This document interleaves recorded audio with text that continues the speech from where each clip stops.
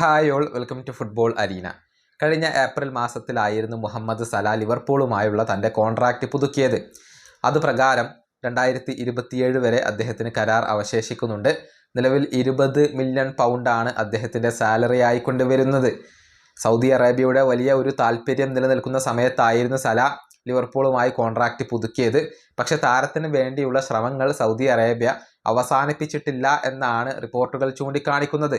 അതായത് വരുന്ന ട്രാൻസ്ഫർ ജാലകങ്ങളിൽ സലാക്ക് വേണ്ടി ശ്രമിക്കാൻ അവർ തീരുമാനിച്ചിട്ടുണ്ട്. ഇതിൻ്റെ ഭാഗമായിക്കൊണ്ട് വലിയ ഒരു ഓഫർ അവർ നൽകിയിട്ടുണ്ട് എന്നാണ് പ്രമുഖ മാധ്യമ പ്രവർത്തകനായ ഗ്രെയിം ബെയ്ലി ഇപ്പോൾ പറഞ്ഞിട്ടുള്ളത്. അതായത് 3 വാഗ്ദാനങ്ങൾ, ആകർഷകമായ 3 വാഗ്ദാനങ്ങൾ നൽകിക്കൊണ്ടുള്ള ഒരു ഓഫറാണ് ഇപ്പോൾ സലാക്ക് ലഭിച്ചിട്ടുള്ളത്. ഒരു വർഷം സാലറി ആയിക്കൊണ്ട് 150 മില്യൺ പൗണ്ടാണ് ഇപ്പോൾ സൗദി അറേബ്യ സലാക്ക് വാഗ്ദാനം ചെയ്തിട്ടുള്ളത്.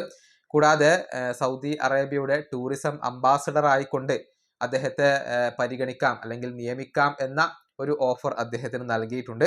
കൂടാതെ ഭാവിയിൽ ക്ലബിൻ്റെ ഒരു ഓഹരി നൽകാം അല്ലെങ്കിൽ ഒരു ഉടമസ്ഥനാകാം എന്ന ഒരു വാഗ്ദാനം കൂടി അദ്ദേഹത്തിന് നൽകിയിട്ടുണ്ട്. ഇങ്ങനെ 3 ആകർഷകമായ വാഗ്ദാനങ്ങളാണ് സൗദി അറേബ്യ നൽകിയിട്ടുള്ളത്. ഈ താരത്തെ കൊണ്ടുവരാൻ തന്നെയാണ് അവരുടെ തീരുമാനം. ഏത് ക്ലബ്ബാണ് ഇത് നൽകിയത് എന്നുള്ളത് വ്യക്തമല്ല.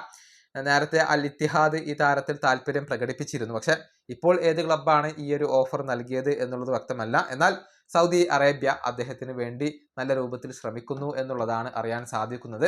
അതുകൊണ്ട് തന്നെ വരുന്ന സമ്മറിലും മുഹമ്മദ് സലാ ഇത് പരിഗണിച്ചേക്കും. കാരണം ലിവർപൂൾ വളരെ മോശം പ്രകടനമാണ് ഇപ്പോൾ നടത്തിക്കൊണ്ടിരിക്കുന്നത്. മാത്രമല്ല അദ്ദേഹത്തിന് വാഗ്ദാനം ചെയ്യപ്പെട്ട സാലറി അത് വളരെയധികം ഉയർന്നതാണ്. അതുകൊണ്ട് തന്നെ മുഹമ്മദ് സലാ സൗദിയിലേക്ക് പോകാനുള്ള സാധ്യതകളെ നമുക്ക് പൂർണ്ണമായും തള്ളിക്കളയാൻ സാധിക്കില്ല. ഈ വീഡിയോ അവസാനിപ്പിക്കുന്നു. അടുത്തൊരു വീഡിയോ കൊണ്ട് കാണാം.